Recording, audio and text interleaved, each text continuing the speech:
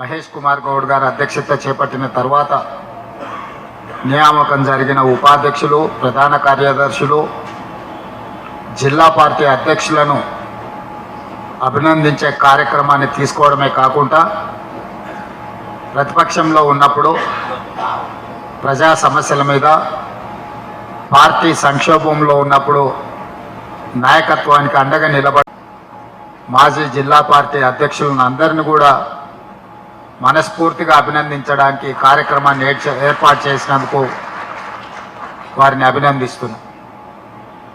ఈ సమావేశంలో మొట్టమొదట ఒక తీర్మానాన్ని నేను ప్రవేశపెట్టదలుచుకున్నా. दीदी इस समय पर एक रेजोल्यूशन मूव करना चाहता हूं मैं. इस देश के लिए सब कुछ खो गए. गांधी जी से लेकर राजीव गांधी जी तक शहीद हुए. उनके परिवार के ऊपर नरेंद्र मोदी जी, गृह मंत्री Amit Shah ji, national Herald newspaper के बहाने में सोनिया जी और राहुल जी के खिलाफ जो केसेस लगाए, यहाँ इस मीटिंग में हम लोग इनामस ये रेजोल्यूशन पास करना है. ऐसी दबावट में कांग्रेस पार्टी झुकने वाले नहीं है. इस देश के लिए जो कुर्बानी दिए, जो जान दिए, मोदी जी और अमित शाह जी को डरने वाले कोई नहीं है. गांधी परिवार को जितना तकलीफ दिए तो वो तकलीफ गांधी परिवार के तकलीफ नहीं है, इस देश 140 करोड़ जनता का तकलीफ है. ऐसे चीजों को इस देश बर्दाश्त नहीं करेंगे. इसीलिए इस मीटिंग में हम लोग ये रेजोल्यूशन पास करना है. जो मोदी जी और अमित शाह जी जो कर रहा है उसके लिए हम कंडेम करना, इनामस रेजोल्यूशन पास कर दे कि मोदी जी को खत लिखना है अपना तेलंगाना कांग्रेस पार्टी के तरफ से. ये रेजोल्यूशन मैं पास करना चाहता हूं दीदी, आपके परमिशन लेके.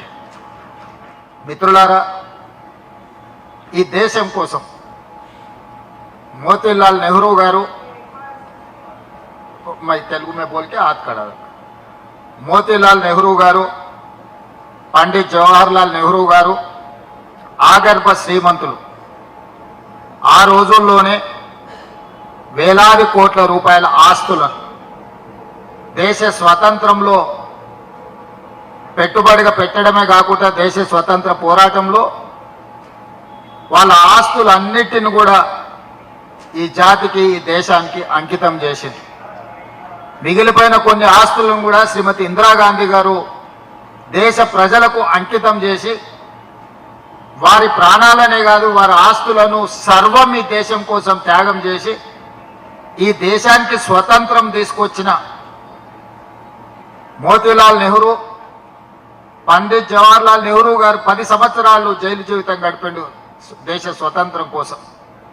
మహాత్మా గాంధీ గారు 30 సంవత్సరాలు స్వతంత్ర పోరాటమే కాదు, మహాత్మా గాంధీ గారు 30 సంవత్సరాలు బ్రిటిష్ వాళ్ళతో కొట్లాడిన మహాత్మా గాంధీ గారి మీద లాటెత్తడానికి బ్రిటిష్ వాళ్ళు భయపడ్డారు ఆనాడు. కానీ స్వతంత్రం వచ్చిన తర్వాత భారతీయ జనతా పార్టీకి సంబంధించిన వారసులు మహాత్మా గాంధీ గారిని దారుణంగా హత్య చేసిన రాజకీయ పార్టీ భారతీయ జనతా పార్టీ. ఆ పార్టీ ఈ దేశం కోసం ప్రాణాలు అర్పించిన శ్రీమతి సోనియా గాంధీ, శ్రీ రాజీవ్ గాంధీ గారి వారసత్వాన్ని పుణికిపుచ్చుకున్న శ్రీమతి సోనియా గాంధీ, రాహుల్ గాంధీ గారి మీద నేషనల్ హెరాల్డ్ అనే పత్రిక దేశ స్వతంత్రం కోసం పండిత్ జవహర్లాల్ నెహ్రూ గారు ప్రారంభించారు. వారి సొంత ఆస్తులను పెట్టి నేషనల్ హెరాల్డ్ పత్రికను ప్రారంభించారు.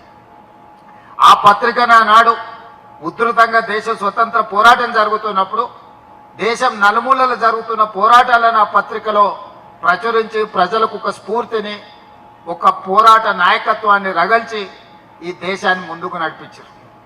అదే సమయంలో పండిత్ జవహర్లాల్ నెహ్రూ గారితో పాటు మహాత్మా గాంధీ గారు యంగ్ ఇండియా అనే పత్రికను కూడా నడిపి ఆ పత్రిక కూడా దేశ స్వతంత్ర పోరాటంలో క్రియాశీలక పాత్ర పోషించింది. ఈరోజు నేషనల్ హెరాల్డ్ పత్రిక ఆనాడు సిబ్బందిని తీసుకొని ఆ పత్రిక నడిపించడానికి పనిచేసిన వాళ్ళు తర్వాత స్వతంత్రం అనంతరం జరిగిన పరిణామాలలో చాలామంది సమాజంలో పెద్ద పెద్ద పారిశ్రామికవేత్తలు పత్రికలు టీవీలు పెట్టుకోవడం వల్ల నేషనల్ హెరాల్డ్ నడపడానికి కష్టమై మూతపడ్డది. ప్రైవేట్ పోటీని నేషనల్ హెరాల్డ్ స్వతంత్రం కోసం పోటీపడ్డ నేషనల్ హెరాల్డ్ పత్రిక ఈనాటి సమాజంలో ఉన్న పత్రికలతో పోటీ పడలేక మూతపడ్డది. అందులో చాలామంది పండిత్ జవహర్లాల్ నెహ్రూ గారి కాలం నుంచి అందులో ఉద్యోగాలు చేసిన వాళ్ళు, వయసు మీద పడ్డ వాళ్ళు వేరే దారి లేక ఆర్థికపరమైన ఇబ్బందులు ఎదుర్కొంటున్నప్పుడు రాహుల్ గాంధీ గారి దృష్టికి తీసుకొచ్చారు. దేశ స్వతంత్రం కోసం నడిపిన పత్రికలో పనిచేసిన సిబ్బంది వేరే ఉద్యోగ ఉపాధి అవకాశాలు లేక కుటుంబాలు గడవక ఆరోగ్యం క్షీణించి బ్రతకలేని పరిస్థితి ఉన్నది.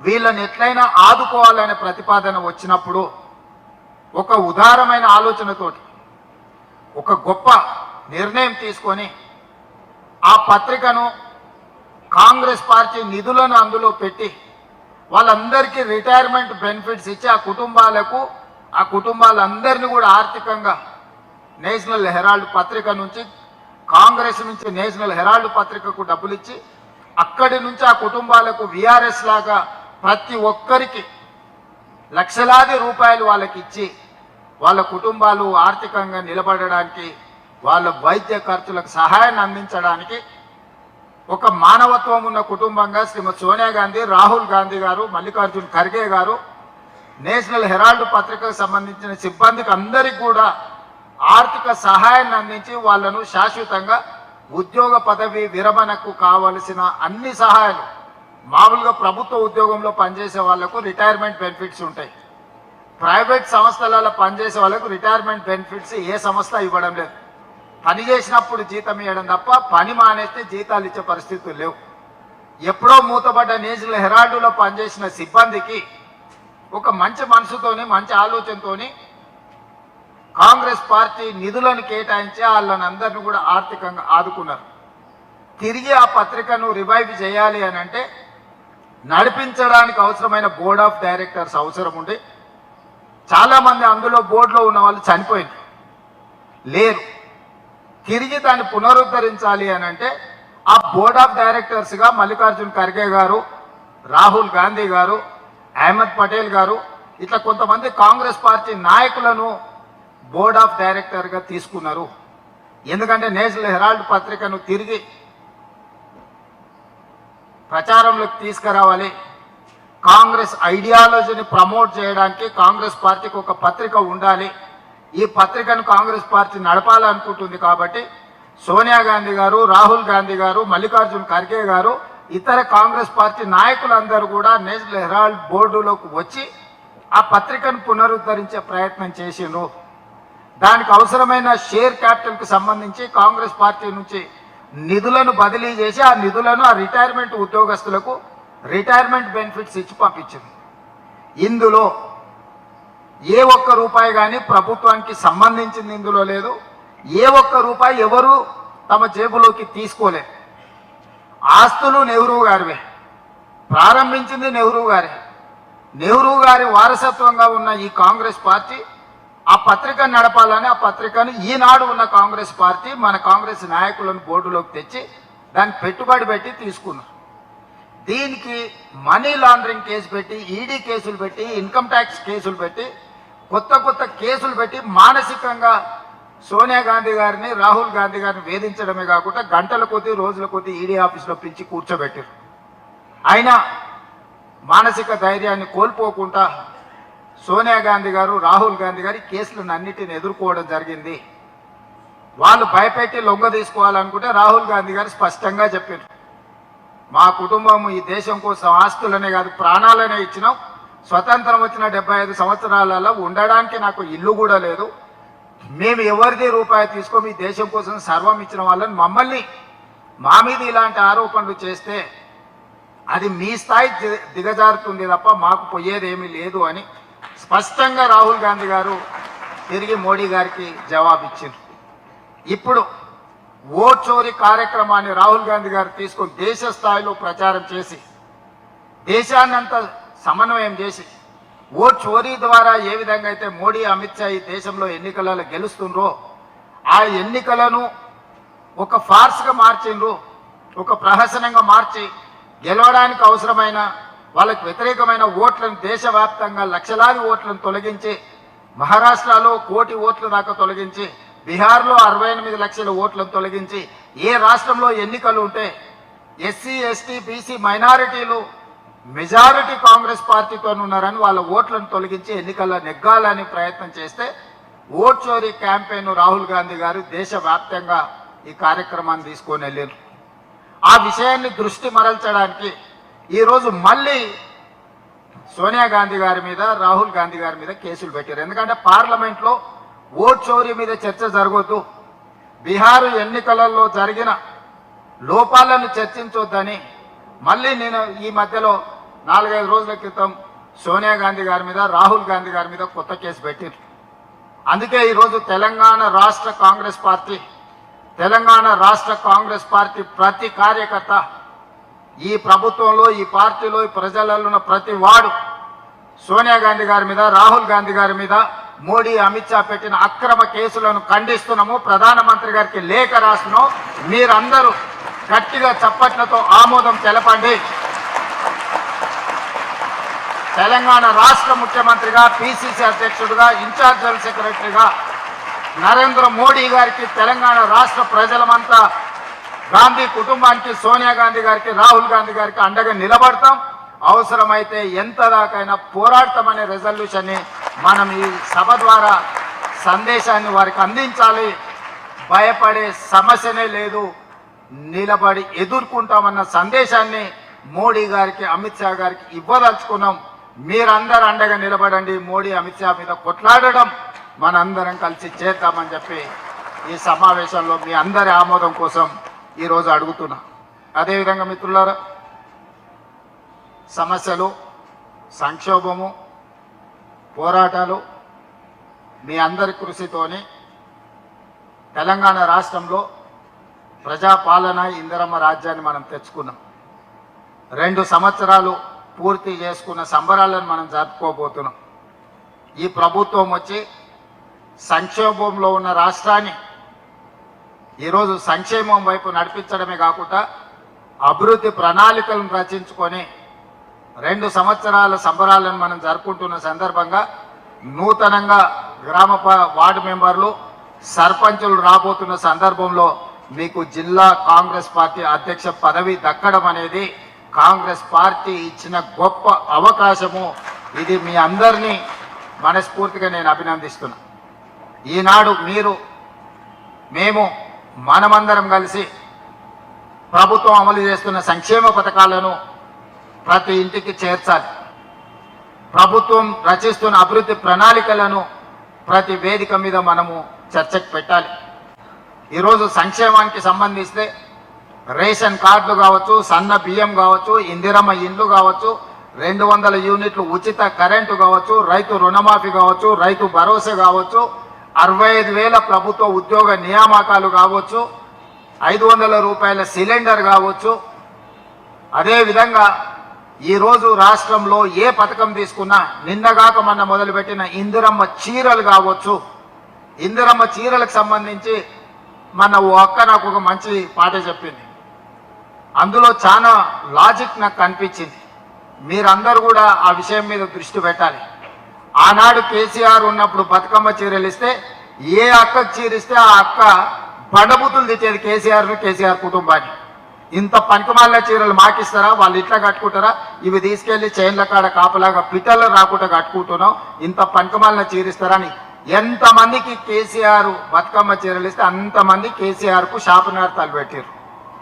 ఇప్పుడు మనం ఇందిరమ్మ చీరలు ఇచ్చినాం. 90% పైగా చీరలు అందినాయి, 10% రాలేదు. వచ్చిన వాళ్ళంతా సంతోషంగా ఇంటికాడ పోయి చీర కట్టుకొని పండుగ చేసుకున్నారు.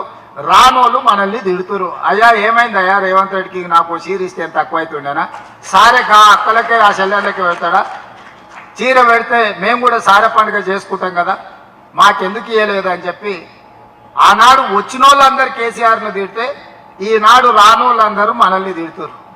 అందుకే జిల్లా పార్టీ అధ్యక్షులకు నా సూచన, కోటి మందికి కోటి చీరలు ఇవ్వాలని పెట్టుకున్నాం.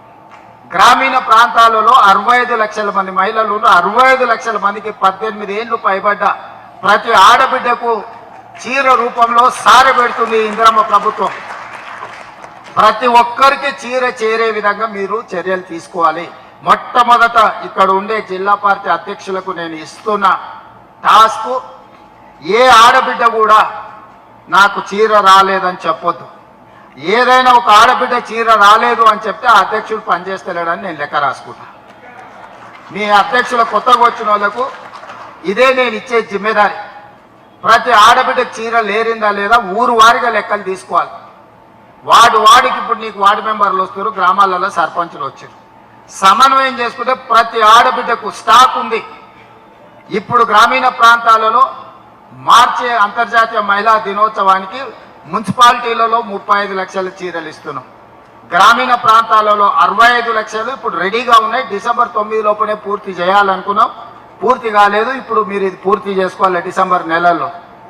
అదే డిసెంబర్ నెలలో ఈ చీరలన్నీ 65 లక్షల గ్రామీణ ప్రాంతాలలో ఉండే ఆడబిడ్డలకు 65 లక్షలు చీరలు చేర్పించాలి.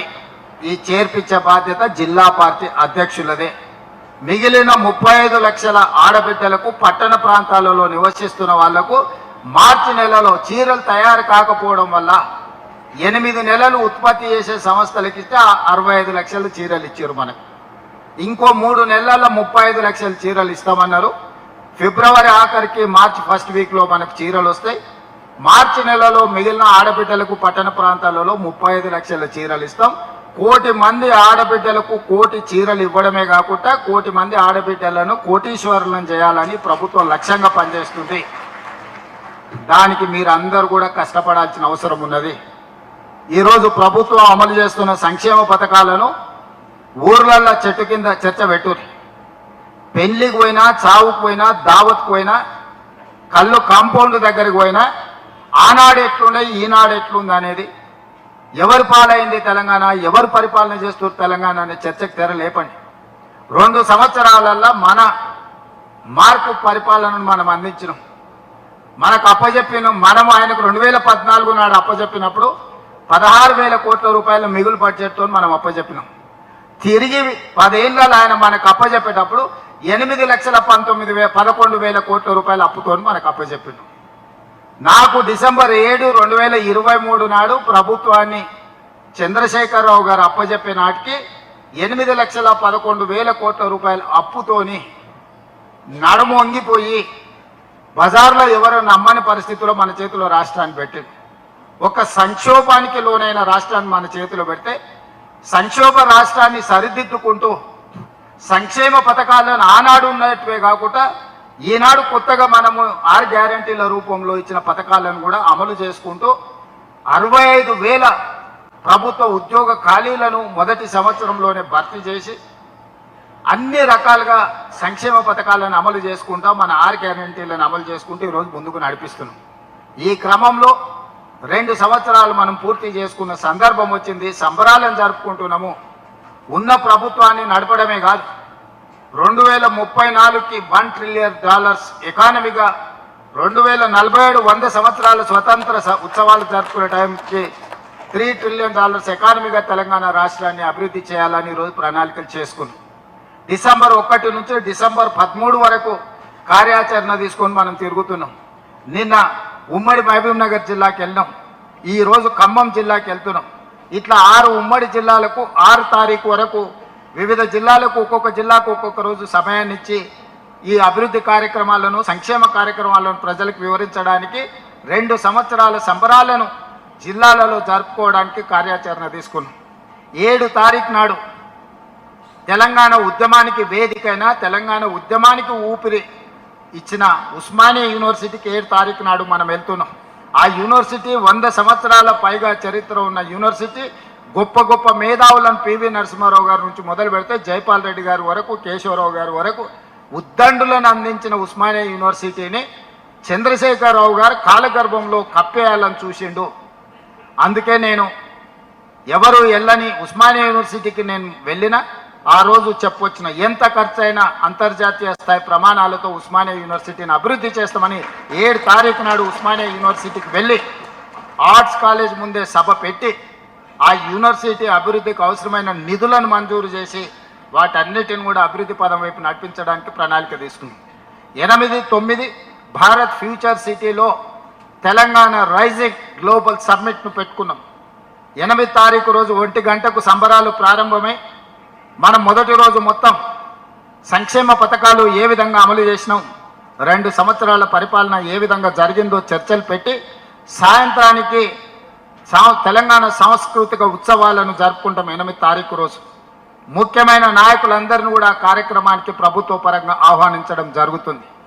9వ తారీఖు రోజు మనం ఏవైతే పాలసీస్ తీసుకొచ్చినామో education policy, employment policy, tourism policy, health policy, అదేవిధంగా IT and industries policy, energy policy, ఇట్లాంటి ఏవేవైతే పాలసీలు మనము అంతకుముందు లేవు, నూతనంగా మనము ఒక ట్రాన్స్పరెంట్ పాలసీస్ తీసుకొచ్చి అర్హత ఉన్న ప్రతి వాడికి అవకాశం ఇవ్వాలనేది ఒక విజన్ డాక్యుమెంట్ను మనం చేసుకున్న ఈ విజన్ డాక్యుమెంట్లో ప్రపంచ స్థాయి మేధావులు ఉన్నారు.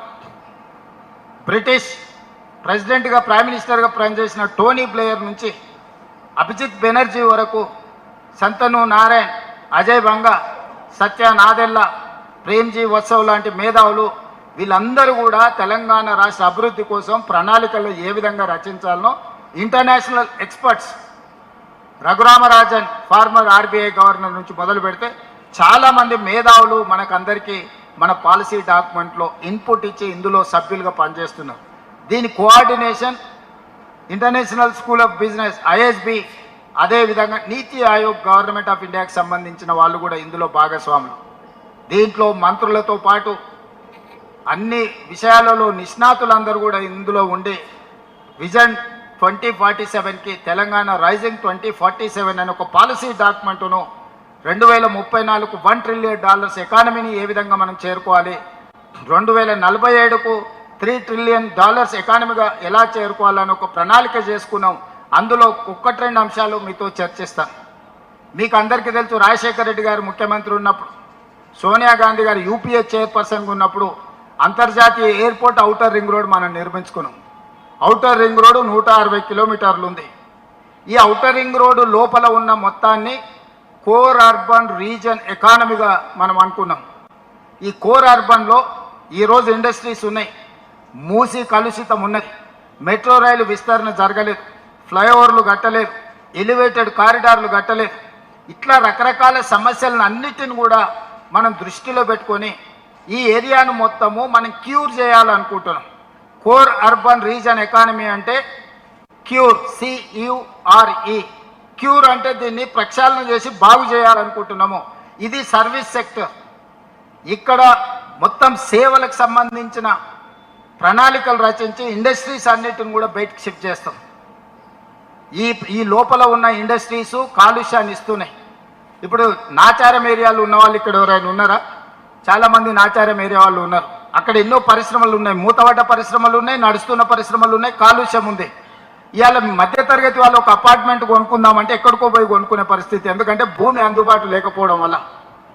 బాలానగర్లో పారిశ్రామిక వాడు ఉంది, జీడిమెట్లలో పారిశ్రామిక వాడు ఉంది. వివిధ ప్రాంతాలలో 1960ల 70ల 80ల ప్రభుత్వం నుంచి భూములు, ప్రైవేట్ నుంచి భూములు కొనుగోలు చేసి వాళ్ళు పరిశ్రమలు పెట్టుకున్నారు.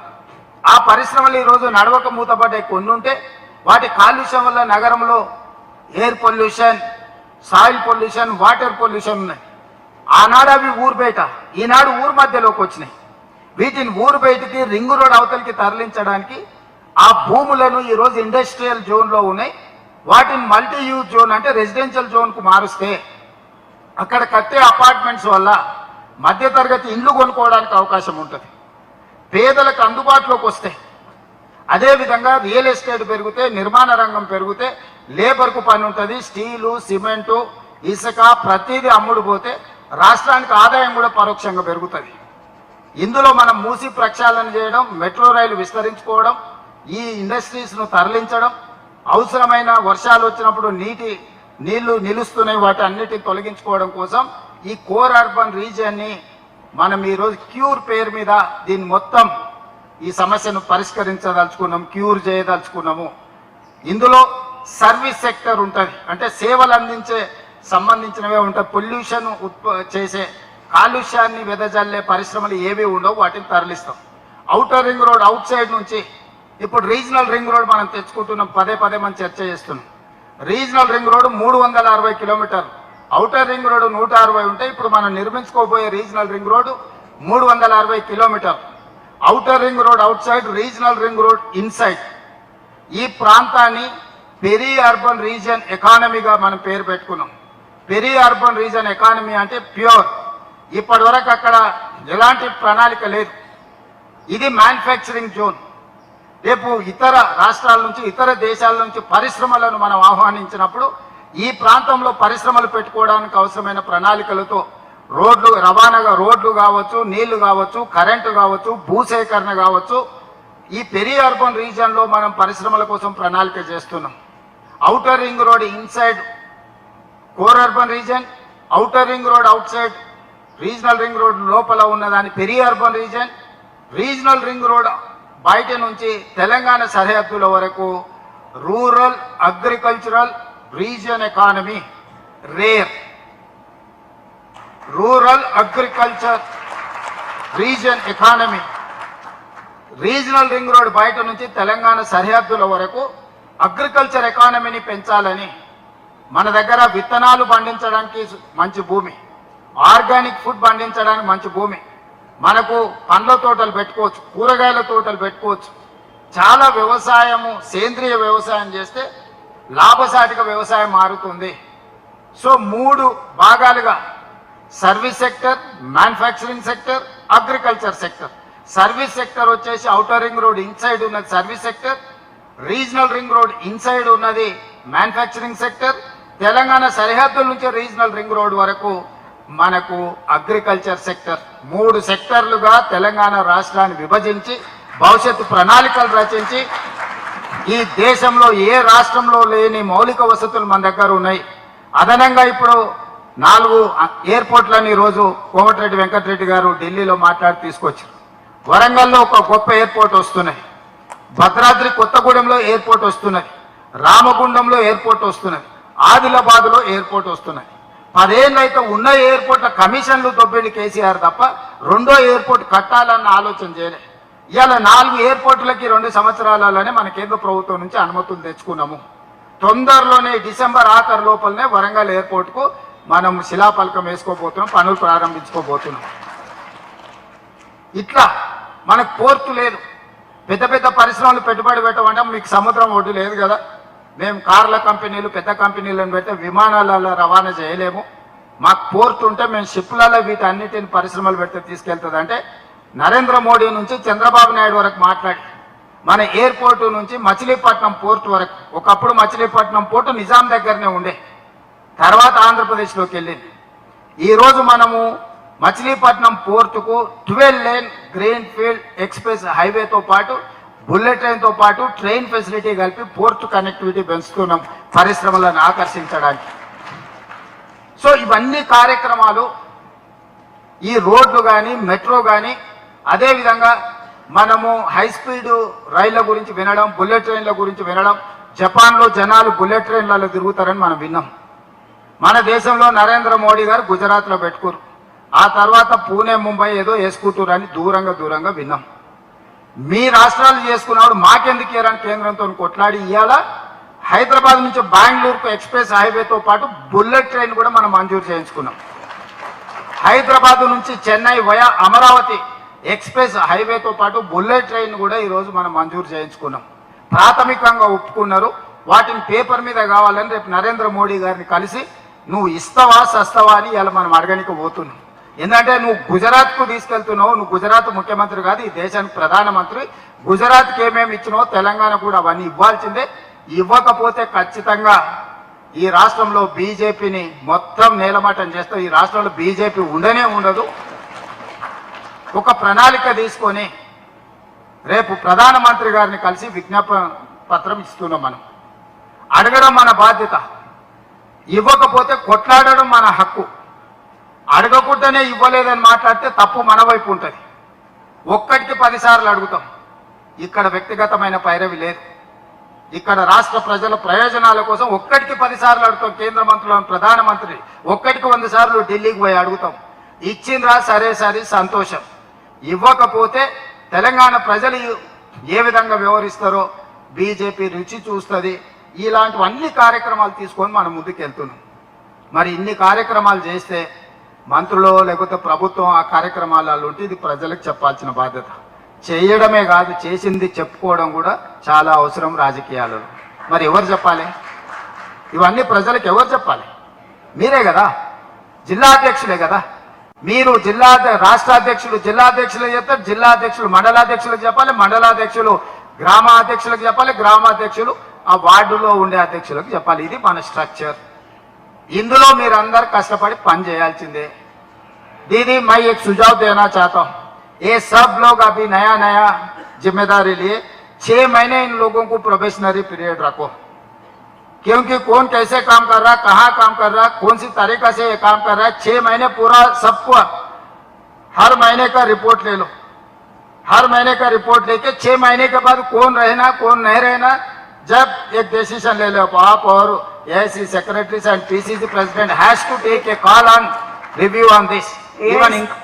एआईसीसी ने गुजरात में जो जहां से शुरू किया वहां पर वो हर हफ्ते रिव्यू करते हैं, और अगर कोई भी जिला अध्यक्ष उसमें, वो आप तो 6 महीने बोल रहे हो, उन्होंने 3 महीने भी वेट नहीं किया. तेलंगाना में थोड़ा 6 महीने हमको करना है, मेरा भी मानना है, मैं आपसे सहमत हूँ. 6 महीने का समय देना है. लेकिन एक बात ये भी है, जो आपकी भी मंशा है मेरी भी मंशा है, अगर हम किसी पद पर हैं और वहां काम नहीं कर पा रहे हैं तो इसका ये मतलब नहीं कि आपकी जरूरत नहीं है पार्टी को, लेकिन इसका मतलब ये है कि आप वो काम अच्छे से नहीं कर पा रहे हैं, आपको कोई और काम मिलेगा. लेकिन ये सही बात है कि आज जो राजनीतिक हमारे सामने परिस्थिति है उसमें हमको ये कड़े निर्णय करने पड़ेंगे, नहीं तो हम आने वाली चुनौतियों का सामना नहीं कर पाएंगे. तो वो बात सही है, 6 महीने हम सबको ऐसा मानना पड़ेगा कि हमारी परीक्षा है, उसमें हम पास होंगे तो हम 28 में भी पास होंगे, और अगर हम 28 में पास नहीं हुए तो यहाँ बने रहेंगे तो भी क्या फायदा होगा. तो वो दिमाग में रख के हम सबको ये टारगेट अपने लिए लेना चाहिए. सही बात है, उसमें बुरा भी मानने की कोई बात नहीं. हम सबको साथ में ही 28 की चुनौती में पास होना है, वो हमारे लिए इंपॉर्टेंट है. 28 और 29 की चुनौती, 29 में अगर राहुल जी इस देश के प्रधानमंत्री नहीं बने तो मैं और आप जिला अध्यक्ष रहे, कुछ भी रहे, क्या फायदा होने वाला है. इसलिए ये परीक्षा हम सबको अपने लिए लेना चाहिए, इसमें मेरी सहमति है आपसे.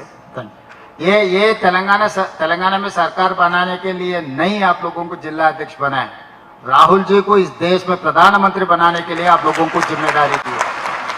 ये जिम्मेदारी में आगे पीछे कोई भी किए, 19-20 कोई भी किए, उनके लिए दूसरी नौकरी तैयार है, मगर जिला अध्यक्ष तो खाली करना पड़ता. क्योंकि मैं 3 साल काम किए, मैं मेरा वर्किंग प्रेसिडेंट उसी दिन बोले, जिस दिन मैं जिम्मेदारी लिए 6 महीने के बाद, भाई 3 साल मैं काम करूंगा, 3 साल के अंदर एक असेंबली इलेक्शन, एक पार्लियामेंट इलेक्शन 3 साल के अंदर आ जाएंगे. जो मेरा मेहनत है, जो मैं कामयाब हो सकता हूँ नहीं हो सकता हूँ, रिजल्ट देके मैं कामयाब भी हुआ मैं जिम्मेदारी से हटता हूँ, कामयाब नहीं हुए तो भी मैं जिम्मेदारी से हटता हूँ बोल के मैं बात ये थे. उस हिसाब से 3 साल बराबर मेरा रिजिग्नेशन लेटर एआईसीसी में दिया. మిత్రులారా, గొప్ప అవకాశం కాంగ్రెస్ పార్టీ అధ్యక్ష బాధ్యత. ముఖ్యమంత్రి కూడా కావచ్చు, మంత్రులు కూడా కావచ్చు, కానీ కాంగ్రెస్ పార్టీ అధ్యక్షులు కావడం అనేది అది అంత సులువైన విషయం కాదు. మీకు ఇంటి దగ్గర కూర్చున్న మీకు మీనాక్షి గారు తెచ్చిచ్చినందుకు మీకు ఏమన్నా దాని విలువ తక్కువగా అనిపిస్తుందేమో, కానీ మాకు తెలుసు దాని విలువ ఏందో. జిల్లా పార్టీ అధ్యక్షుడు అనేది పార్టీకి పెద్ద దిక్కు, కుటుంబ పెద్ద, అందరినీ సమన్వయం చేసుకున్న బాధ్యత. వయసు కాదు ఇది, సమయస్ఫూర్తి కావాలి. చాలా మంది యంగర్ జనరేషన్కి డిస్ట్రిక్ట్ పార్టీ ప్రెసిడెంట్స్ వచ్చినాయి. యంగర్ జనరేషన్ కాబట్టి ఎవరి దగ్గరకు పోయినా మీరేం నామోషిగా ఫీల్ కాకండి. ఇవాళ ఓటు అడుక్కోనికే సర్పంచ్ కింద మీరు నిలబడతారంటే గుడిసెకు పోయి కడుపులో తలకాయ పెట్టి కాళ్ళకి దండం పెడుతున్నాం ఒక్కొక్క ఓటు కోసం. ఓ నాయకుడు 30 ఏళ్ళ నుంచి 40 ఏళ్ళ నుంచి పార్టీకి ఇస్తే కొంచెం మనసు నొచ్చుకుంటే ఇంటికి పోయి కూర్చోండి, మాట్లాడండి, చెప్పుండ్రి. ఒక అవకాశం వచ్చింది మీరు సహకరించమని మాట్లాడండి. నాకు అధ్యక్షుడు ఇచ్చినప్పుడు ఎంతమంది సీనియర్ నాయకులు ఇళ్లలోకి వచ్చినా మీరు చూడలేదా? ఇది నా కోసం నీ కోసం కాదు, పార్టీ కోసం. పార్టీ అనేది అందరు ఆస్తి. 4 కోట్ల మంది, 1 కోటి పైగా ఓట్లేసిండ్రు మనకు. కోటి మంది కార్యకర్తలు నుండి కోటి మంది జీవితాలతోని మనకు చెలగాడ మాదిరే అధికారం లేదు. ఇది ఒక పెద్ద బాధ్యత. ఈ బాధ్యతను మనము నిర్లక్ష్యంగా నిర్వహించడానికి వీల్లేదు. నేను అనుభవంతో చెప్తున్నా. నేను జిల్లా పరిషత్ మెంబర్ అయినప్పుడు ఇక ఇదే పెద్దది, ఇష్టం వచ్చినట్టు వ్యవహరిస్తా అంటే దానికంటే పైకి ఎదుగుండేవాడిని కాదు.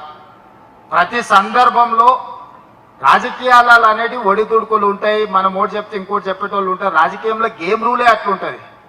నేను ఫుట్బాల్ ఆడడానికి పోయినా, వాడు కాలుతోంది అంటుండ, నేను బయట కూర్చుంటా అంటే నడుస్తా. ఫుట్బాల్ ఆట రూలే కాలుతుంది అనడం. రాజకీయాలలో కూడా కాళ్ళలో కట్టె పెట్టేది గేమ్ రూలే. ఎవరో ఒకరు పెడుతూనే ఉంటారు. ఆ కట్టె తీసి పక్కన వేసుకొని ముందలు పోవాలి. కానీ నా కాళ్ళలో కట్టె పెట్టి నేను బోర్లో పడతా. ఇక బోర్లో పడ్డా కాబట్టి నేను లేవను. మళ్ళా మీనాక్షి మేడం, మహేష్ గౌడ్ గారు వచ్చి మాకు చేయబట్టి లేపాలంటే ఇది కుదరదు. అధ్యక్ష, స్పష్టత ఉంది కదా. రాజకీయాలలో ఒక ఫండమెంటల్, ఒక బేసిక్ రూల్ ఉంటుంది. ఎవరో ఒకరు వచ్చి కాళ్ళలో కట్టె పెడుతుంటారు. దాన్ని ఏం మీరు పెద్ద సమస్యగా చూడకండి. అందరికీ ఉంది ఆ సమస్య. ఏఐసిసి అధ్యక్షులు రాహుల్ గాంధీ గారికి అప్పుడప్పుడు G23 అని శతకాలు పెడుతుంటారు. దేశం కోసం సర్వం ఇచ్చిన గాంధీ కుటుంబం మీదనే కాగితాలు పెట్టే పార్టీ. అంత స్వేచ్ఛ ఉంది కాంగ్రెస్లో. కాంగ్రెస్లో స్వేచ్ఛ ఉంది కాబట్టి 140 ఏళ్ళైనా కాంగ్రెస్ పార్టీ ఉంది. స్వేచ్ఛ లేకపోతే మిగతా రీజనల్ పార్టీ లాగా, జనతా పార్టీ లాగా, మిగతా పార్టీ లాగా ఎప్పుడో మూత పడుతుండే. ఇందులో అన్ని రకాల మనస్తత్వాలు ఉన్న వాళ్ళు ఉంటారు. హిందువులలో ఎన్ని దేవతలు ఉండరు? ఎంతమంది దేవుళ్ళు? 3 కోట్లు ఉండరా? ఎందుకున్నాయి? పెళ్లి చేసుకోవడానికి హనుమంతుడు ఉన్నాడు, 2 పెళ్లిళ్ళు చేసుకునేటోనికి ఇంకొక ఆయన దేవుడు ఉన్నాడు, మందు తాగేటోళ్ళకి ఓ దేవుడు ఉన్నాడు, ఎల్లమ్మ, పోషమ్మ, మైసమ్మ, కళ్ళు కొయ్యాలి, కోడి కొయ్యాలి అనేటోళ్ళకు, పప్పన్నం తినేటోళ్ళకు కూడా దేవుడు ఉన్నాడు. అవునా? అన్ని రకాల దేవుళ్ళు ఉన్నారు. కాంగ్రెస్ పార్టీ కూడా అన్ని రకాల మనస్తత్వాలు ఉండే, అన్ని రకాల మనుషులను కలుపుకొని పోయే పార్టీ కాంగ్రెస్ పార్టీ. దేవుడి మీదనే మనకు ఏకాభిప్రాయం లేదు. ఒక ఆయన వెంకటేశ్వర స్వామికి మొక్తా అంటే, ఒక ఆయన ఆంజనేయ స్వామికి మొక్తా అంటాడు. ఒక ఆయన లేదు లేదు నేను అయ్యప్ప మాలేస్తాను, ఇంకొక ఆయన అంటే లేదు నేను శివమాలేస్తాను, మూడో ఆయన అంటాడు. అవునా? ఇవన్నీ మనం చూస్తున్నాం కదా. దేవుళ్ళ మీదనే మనకు ఏకాభిప్రాయం తీసుకురాలేకపోయినప్పుడు రాజకీయ నాయకుల మీద, జిల్లా అధ్యక్షుల మీద ఏకాభిప్రాయం ఉంటుందని నేను అనుకోను. కాకపోతే మంచి అభిప్రాయం అయితే ఉండాలి. మంచి అభిప్రాయం లేకపోతే ఇక అది మనకు ఉపయోగం ఉండదు. దయచేసి నిన్నటి వరకు మీరు ఎట్లున్నారని నేను అడగదలుచుకోలేదు. ఎన్నో ఏళ్ళ పరిణామ క్రమంలో కొందరు నచ్చుతారు, కొందరు నచ్చరు. ఒకసారి నమస్తే పెడితే పెట్టలేదను, మనం పెడితే వాడు పెట్టలేదని ఏవో చిన్న చిన్నవి ఉంటాయి. అవి మీరు బాధ్యత తీసుకున్నాక వదిలేయాలి. ఈరోజు మీరు ఈ రోజు నుంచి మీరు ఛార్జ్ తీసుకుంటారు. ఈ రోజు నుంచి మీలో మారిన మనిషి కనిపించాలి. నేను కూడా ముఖ్యమంత్రి కాకుండా నాకు మస్తు మంది మీద కోపం ఉండే. రూమ్ లేచి కట్టె తీసుకొని అలసిపోయిన దగ్గర కొట్టాలని కోరుకుండేది. కొట్టే అవకాశం వచ్చినప్పుడు ఆలోచన చేయడం మొదలుపెట్టింది. ఇట్లా కొట్టి మన సమయం ఎందుకు వృధా, మన శక్తిని అంతా ఎందుకు వేస్ట్ చేసుకోవడం అని. కాబట్టి ప్రజలకు పనిచేసే పని మీద ఉన్నా. మీకు కూడా మీకు పదవి రాకముందు చాలా మంది మీద కోపం ఉండొచ్చు.